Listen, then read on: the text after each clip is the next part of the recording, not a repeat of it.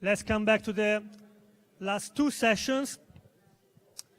As you can see, as you will see at the end, all these sessions of this afternoon were linked together. There were three different clusters. The first two ones were about music, the second two were about Airbnb, and now we have the last two that are more related to sociology of work and sociology of markets. With the last two presentations of this afternoon with Alessandro Gandini from King's College in London, and then Adam Arvidsson from University of Naples. So I invite Alessandro Gandini to join us on the stage and to give his talk on platform labor. Shall I keep this? Okay. Try to. Can you hear me? Yeah. I know it's been a dense day already, so I'll try and make it a little bit more entertaining before turning easily into the grim side of what we're talking about, because there's a grim side. So first of all, thank you to Tiziano and the organizers for having me here. It's really nice to see the sun again after 6 months in London. What I'm going to talk about today is what well, there's plenty of definitions for what I'm going to talk about today. One of them, of course, I do here because that's what usually academics do, so give names to things, but you know, then there's another academic who gives another name to the same thing, and then they start fighting. That's what happens. What I'm going to talk about is the idea of work intermediated by platforms, essentially, and what happens and what changes when it happens. Now, what this, which is termed here as platform labor, entails, some other people have talked about it and defined it or sort of called it as a gig economy. Are you all familiar? Have you ever heard this term before, gig economy? Is this a new thing for some of you, maybe? Now, the gig economy entails, I have a clicker here, entails, of course, two ideas. One is the idea of the economy, so the fact that this has some form of economic relation to something, and then we'll see what this is about. But let's start from the idea of the gig first, okay? The gig, well, interestingly, there's a reference to the previous presentations, because the gig in English, first of all, or like for many people, is mainly going to a concert. A concert is a gig. A small indie band doing a concert in a pub is doing a gig. So an actual sort of short-term, quick and immediate act of something, in that case a performance. But also the gig is what in Italian we call lavoretto, and of course, as many of you know, this is one of the usual things that especially younger demographics do when they want to get a job in, or they sort of start to want to get some money before getting a real job, or inverted commas, a real job. See how this is difficult, increasingly difficult to describe. I have already used an improper term, real job, as if these are not real jobs, which is, we'll see, not exactly the case. The idea of a gig, what I'm saying, entails let's take one of the sort of most common gigs in Italy, delivering pizza, okay? So when I was 16, delivering pizza was an option for most of my generation, as to make some spare money to go around and, you know, sort of get a little bit more of independence than anything. And when you do deliver pizza, most of the times, what did you do, at least back in the day, was to go to the local pizza owner, okay? So you had your local pizza owner, clearly identified that person as the person who gives you a job. They pay you in some way, more or less. Sometimes, if they are good enough, they give you also a bike, in most cases a motorbike, to drive your pizzas around in this beautiful romantic hills in Tuscany, especially. That sounds lovely. And then you go back and you get another order from the same person, and there is, you know, more or less, this is the kind of structure. In many cases nowadays, this is intermediated by a platform. This is called often Deliveroo or Foodora, and the same goes for other industries, especially when you're in bigger cities and you want to take a cab. Taking a cab, so a taxi, is usually entails the local taxi, sort of most usually municipally run company, trying to and then you sort of like stop them on the street and then jump on and pay your driver and go home, or wherever you want to go. And he or she goes home too. Now, also this, in many contexts, is intermediated by platforms. And of course, this is a different world, and the scale and the rapidity of this change is something that, for us as sociologists of media and work in many cases, especially like myself, is interesting as a place of research. So what I'm going to do today is to try and complicate a little bit this idea. So what happens when platforms get in the middle of work? Well, this is a little bit of a promotion for myself, but I'll just leave it. I just wanted to let you know that I wrote books. The idea of platforms and work essentially entails a broad and, in a way, incoherent context. This first slide gives you an idea of some of the main players in this field. Of course, we have the usual suspects: Uber, Deliveroo, and well, there's not Foodora here, but of course this applies too. And we have another sort of number of different platforms where people do through them a number of different jobs. I highlight a couple here which I find a little bit more interesting than others. One is TaskRabbit. Have you ever heard about TaskRabbit before? TaskRabbit is essentially an app from which you can, inverted commas, hire the work of someone who can do from sort of like very mundane things like cleaning your house to some more sort of advanced work like electrician work or plumbing, and also someone who can sort of like combine your IKEA furniture. When you buy an IKEA furniture, you have to do the work of someone who combines as well as the customer. Well, you can hire somebody to do that on TaskRabbit, and TaskRabbit incidentally has been bought by IKEA for I think in the long term, the idea of sort of outsourcing a lot of the work that happens in the context of IKEA stores and the sort of more mundane jobs that IKEA workers do are, some people say, in going towards a platformization too. And the other one that I'm flagging up before we go into the real thing is Upwork. Upwork is probably the major player nowadays in the freelance online economy. So on Upwork there are freelancers, people working on digital platforms as illustrators, consultants of various sorts from the communication side, translators, there's a lot of translators, and so on and so forth. So the kinds of professions that we normally assign to an idea of knowledge economy, people with a degree.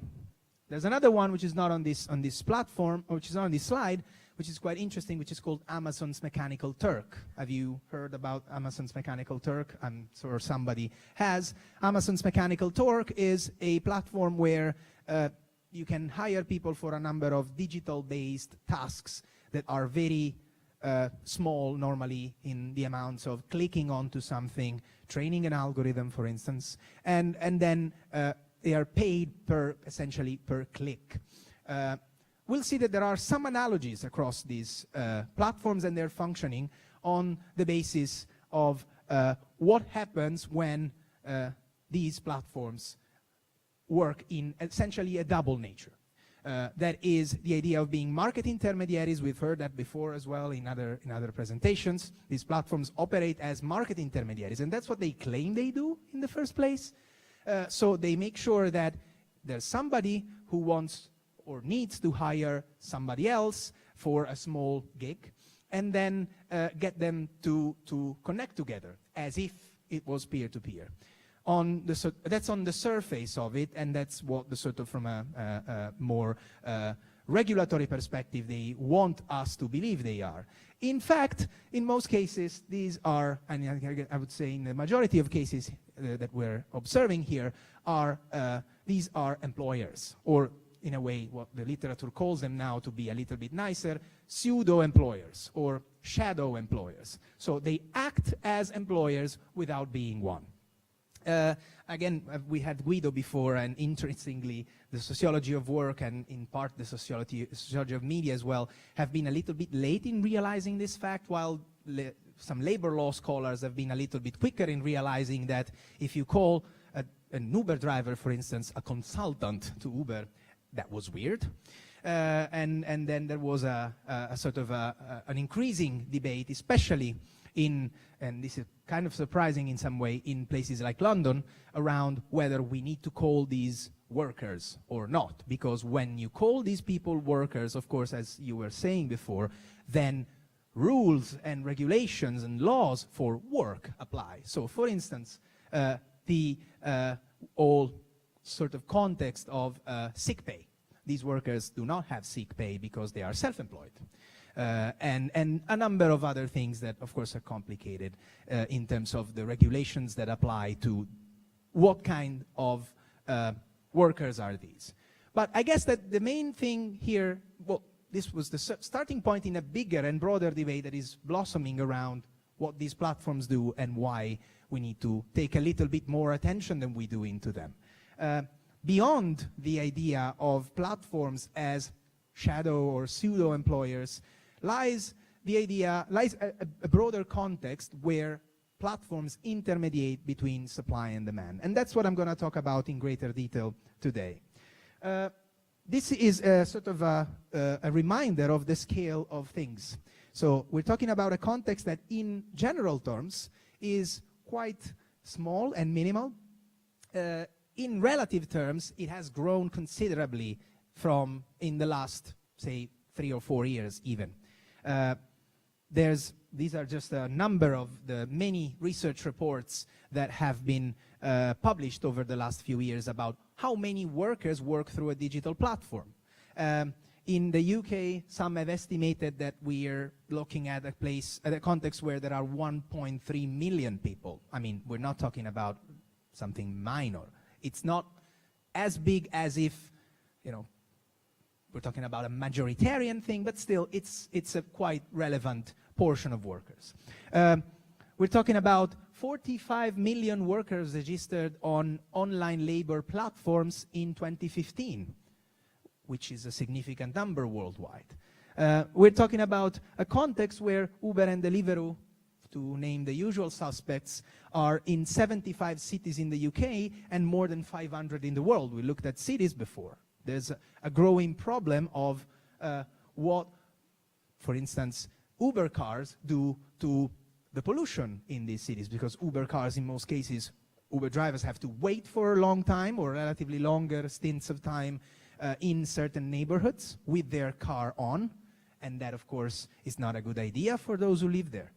And well, Deliveroo is a little bit of a different world in that specific one, but we'll see in a minute what this entails. Another important aspect is that these platforms mainly consist in the main source of income for many of these workers. Not the only one, because as in many ways we have seen also with the Airbnb case, the earnings of these workers are not that high overall. In a sort of paradoxically dark humored irony here, we can say that Uber and Deliveroo are a little bit more equal than Airbnb because they treat all workers equally bad. So, you know, that's what it is. And interestingly also, in places like, for instance, Amazon Mechanical Turk, we're talking about a specific demographic of the population. In many cases, it's disadvantaged workers, especially migrants from various parts of the world into bigger cities where they have no connections to get jobs, and therefore sort of tap into this as the first port of call to earn some money for a living. But many of them are highly skilled people, actually. So they're doing these kinds of technically defined as low-skilled jobs, but actually are probably graduates from their own countries. That's especially visible in Amazon's Mechanical Turk, which in the first place was sort of perceived in the minds of workers as a place to do some work on the digital domain, and in fact they've realized it's a very sort of like cheap kind of job context.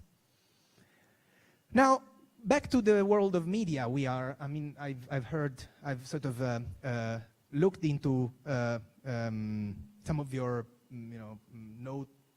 notebooks like left there, and so many of them there was written Sociologia della Comunicazione, so this is a media degree in the first place. So what the media literature has said about this context essentially refers to a sort of generic and omnicomprehensive idea of digital labor.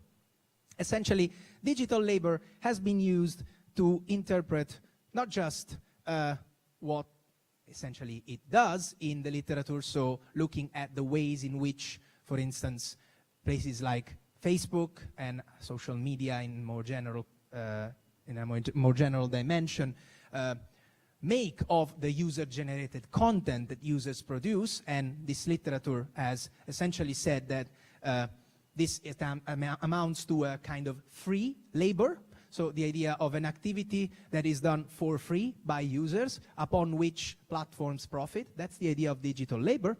And of course, there has been a lively academic debate around it. And in some way, almost naturally, this idea has overtaken also the context of the gig economy, of platforms. And the point that this article, which is this presentation is sort of behind the scenes, a sort of smaller version of an academic article that I made, and hopefully will be published relatively soon in academic terms, is the idea that when we're talking about the context of the gig economy, we're talking about a qualitatively different context. A context where, in the first place, there is paid work. And that's what we need to look at. So platforms are, in a way, that's one of the main points I'm making here, re-intermediating the meeting of supply and demand, offering paid work in the first place. And that's, again, a very important distinction, thinking about that the fact that many of these platforms don't want to be seen as employers, because that would entail a lot more costs for them. If we talk about platforms as intermediaries, we get back to the idea of Airbnb as an intermediary, and of course, this complicates a little bit of the picture, because we're talking about the kind of regulation that Guido was also mentioning before. So a regulation where, for instance, the idea of sick pay is not present.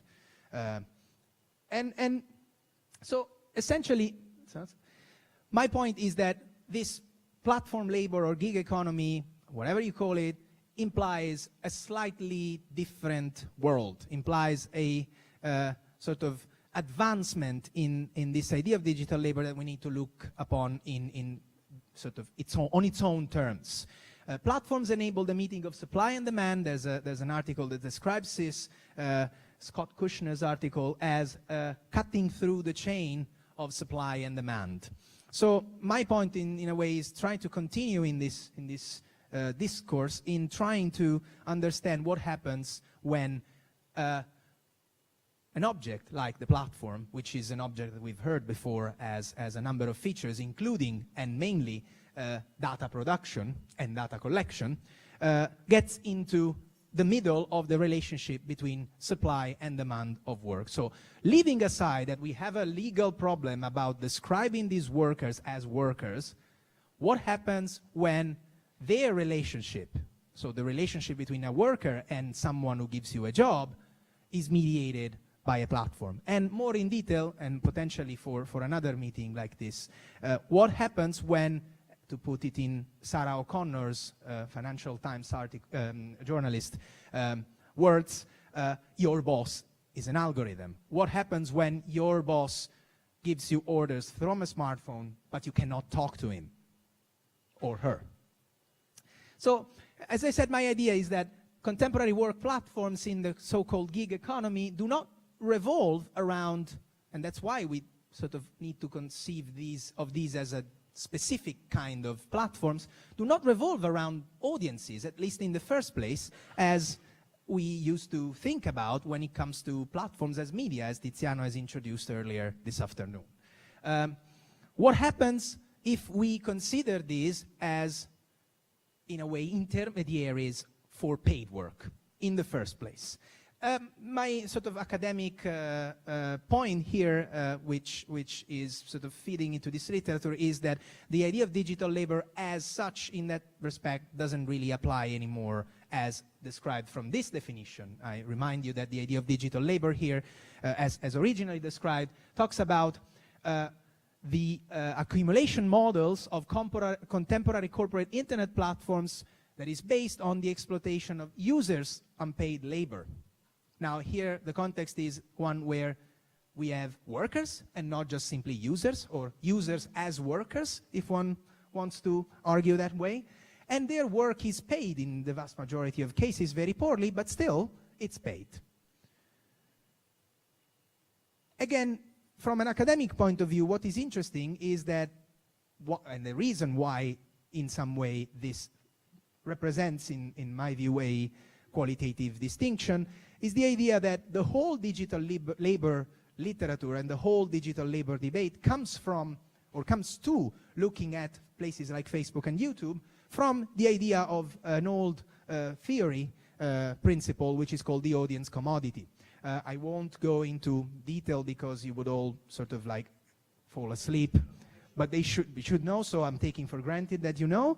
The idea essentially is that when you watch TV, that's the idea of the audience commodity, and it's similarly, in a similar way, when you are the user of a digital platform like Facebook and YouTube, you undertake a form of work, essentially meaning being the recipient of advertising messages. And that's what, again, Nick Cernicek, we've been mentioning him before, talks about as one of the ways in which these platforms make money. Facebook essentially as, I'm sure you've seen the, well, maybe if you haven't, it's interesting to see the Congress hearing of Mark Zuckerberg in the US, where he went with this data persona from Star Trek. And if I'm sure if this is for geeks, sorry, probably you're too young to remember. And then he was asked about a number of things, like how does Facebook make money? And he was like, Senator, we run ads. And answering questions to an 85-year-old senator was pretty weird for him. So, as someone said before, I think Nacho said, in a context like this, it kind of makes sense, although there are points in the academic theory behind digital labor that are very disputable, especially in the notion of value creation. But there is a kind of sense in talking about Facebook users, YouTube users as the product in some way. When it comes to, and this is the sort of like summary of the main literature on this topic. At some point, however, some people started using the idea of digital labor quite liberally and quite diversely, and not necessarily referring anymore to the idea of audience labor. And in this context, to talk about platforms, the platforms that I've introduced you at the beginning of this talk. So platforms that essentially mediate work that is paid. So my point is, let's try and see this as a distinctive change. And what happens if we do so? Well, this is a table that sort of summarizes a little bit of the sort of main chunk of what I want to say. So from the idea of viewers, and users that platforms have sort of integrated within their world, and from a media perspective, in their medium as a platform as media kind of existence, we move to a context where there's workers, there's paid work, which again is a shift from the past, from the idea of free labor that I mentioned before. There is no longer an idea of labor. I'm sure you've also mentioned a little bit of this in your classes, Tiziano, the idea that part of the fact that there is user-generated content is that it is fun to do. It is fun to share cats on Facebook and to do a vlog of stuff, and then maybe some people pick it up on YouTube, maybe reviewing some products. What these platforms entail is an idea of venture labor instead, not labor. So the idea that you're a consultant or an entrepreneur for the company, and it's essentially a radical responsibilization of the individual worker. A famous internet meme says, Uber owns no cars. And in fact, when they do, something weird can happen, like the driverless car who has hit a pedestrian in Arizona, which is a slightly interesting, probably, well, it's a very sad thing, of course, because this person unfortunately has died, but it's also a quite interesting shift in their own mindset, probably further down the line, because driverless cars, if they go along that route, probably will cost them much more than paying sick pay to workers. And then, of course, there's a nature of the media that changes, where labor time gets sort of maybe not substituted, but probably in that sense that the tab that needs a little bit of an update needs to be complemented, or gets to be complemented with data and reputation. So at the heart, another sort of thin red line that connects all these platforms is the more or less implicit or explicit presence of a reputation system based on feedback, ranking, and reviews, where some part of the management of these workers is allocated to the customers. Is there anyone here who has done in their life an Uber ride as a customer? Maybe, yeah. So at the end of the ride, what happens is that you're prompted on your phone a screen that says, rate your driver.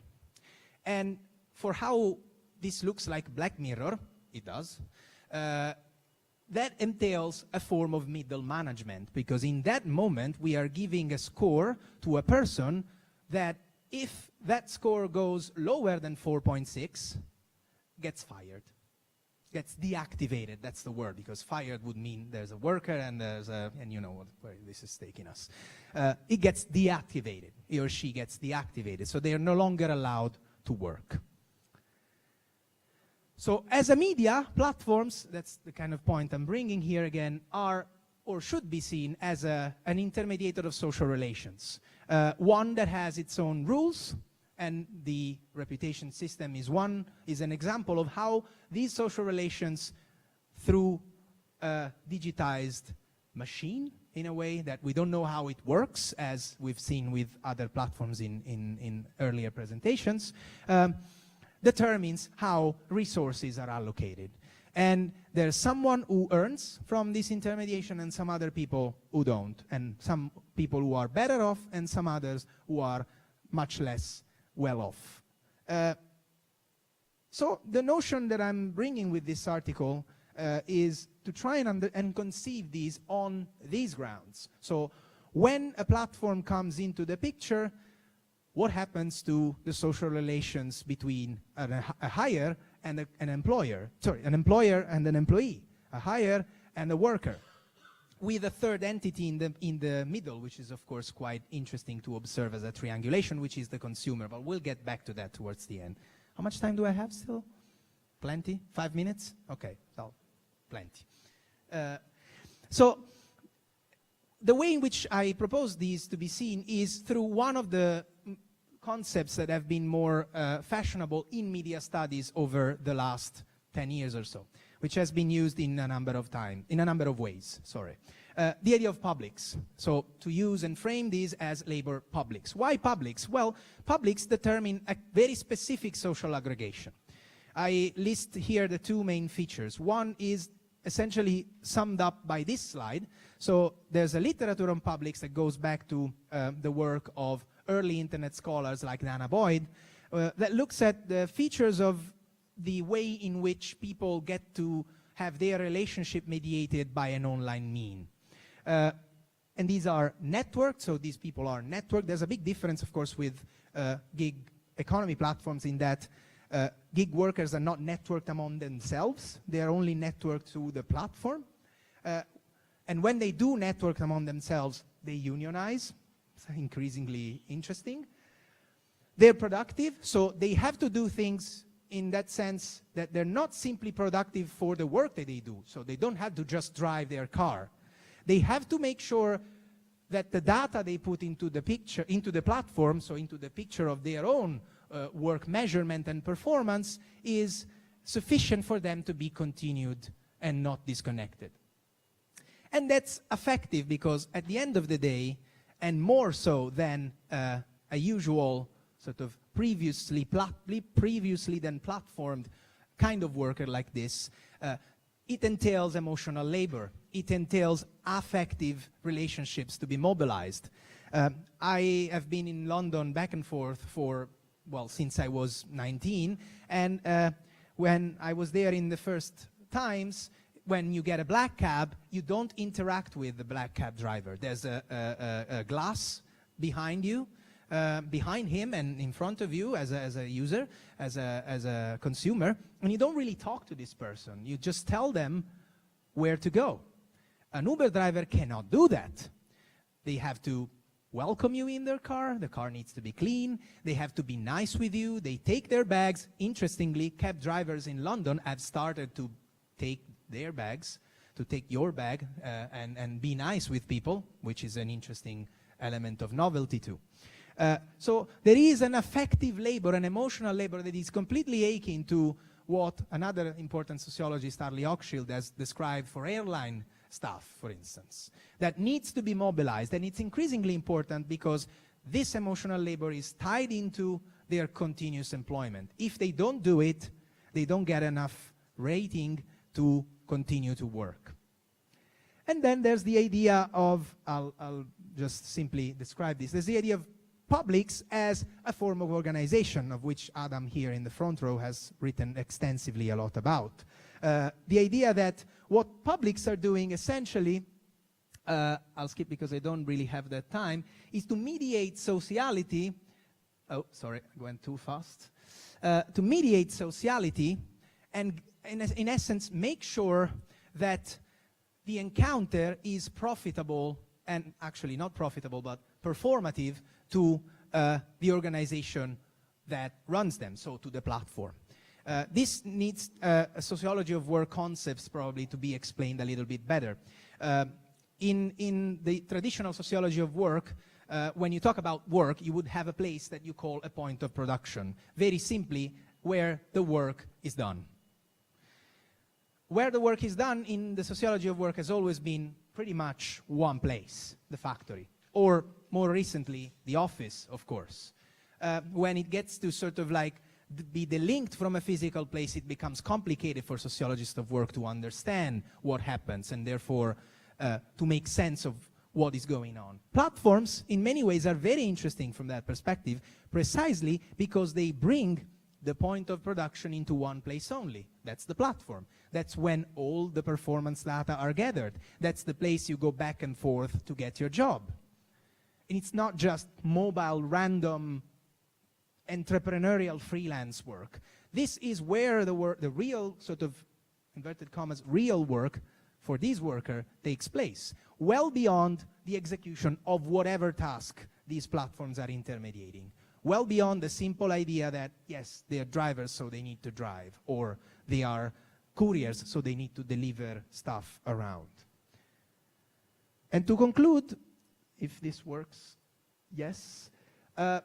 Why publics? Well, publics because, of course, they are aggregations also, an important point, of people who are quasi-strangers to each other. So they know a little bit about each other, and because when you get, for instance, an Uber ride, you get a picture of somebody and the rating, and you can decline, for instance, if you don't like that person. It would be interesting, for instance, to see how many people decline rides on the basis of things like gender, race, and ethnicity. I have a suspect that this happens quite a lot, although, of course, we would need Uber to give us this data, but we don't have that privilege yet. And then there's this, especially the higher the skills that are mobilized, so on places like online freelance platforms, it is a reputation game. So that you essentially are a worker who has attached to him or her a score that, or a set of feedbacks and ratings. It works exactly in the same way as you can think of Amazon and eBay. The moment you buy something on Amazon and eBay, you look at these people's ratings and you are relatively safe in trusting their services. And it's exactly the same for especially online freelance platforms where workers are hired on the basis of their reputation, on the basis of the rating they have been able to achieve on the platform. And of course, there's another analogy, although I don't think Airbnb should be considered in this picture. There's another analogy there with the role of reviews for hosts in Airbnb context.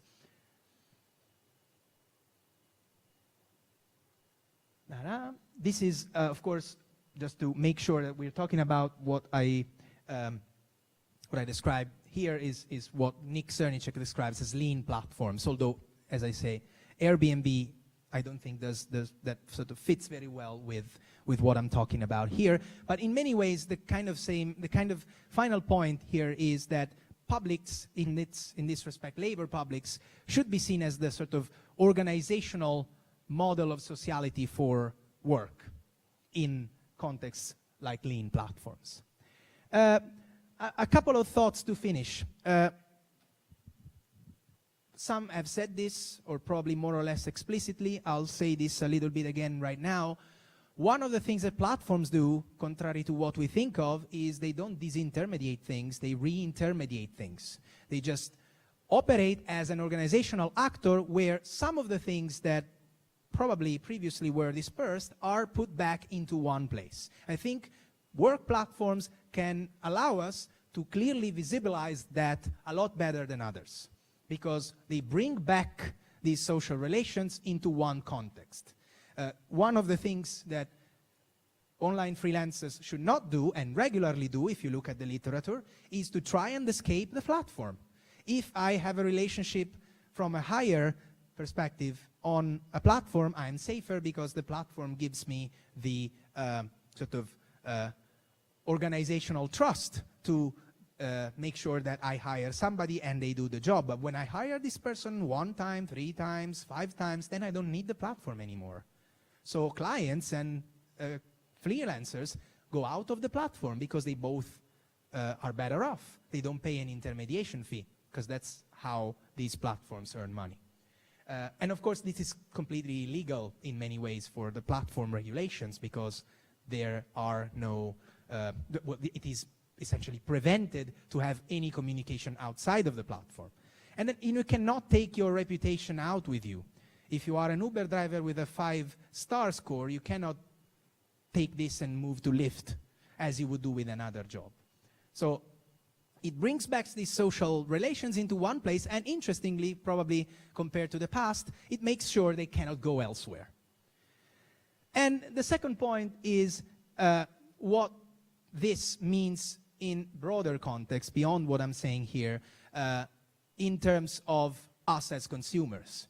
One of the things that we don't really talk about when we talk about these gig economy platforms, and I'm closing with this, is the role of consumers. Would we be happy to pay a little bit more if we knew that these platforms, which in many ways are an inevitable evolution, pay their workers a little bit more fairly, or they are more open and transparent behind the idea that, of course, the data that go into these platforms is virtually their own, and we cannot really access that, and neither the workers can? I think there's a number of questions, of course, that here need to be asked, and hopefully the idea of labor publics as an organizational and social form, sort of form of social organization for the intermediation of supply and demand of work, can help get this a little bit more in the debate beyond the simple idea that, yes, we are exploited by platforms as workers. Because, yes, we're, of course, potentially exploited also as Facebook users, but in many ways, being an Uber driver is a lot different. Thank you.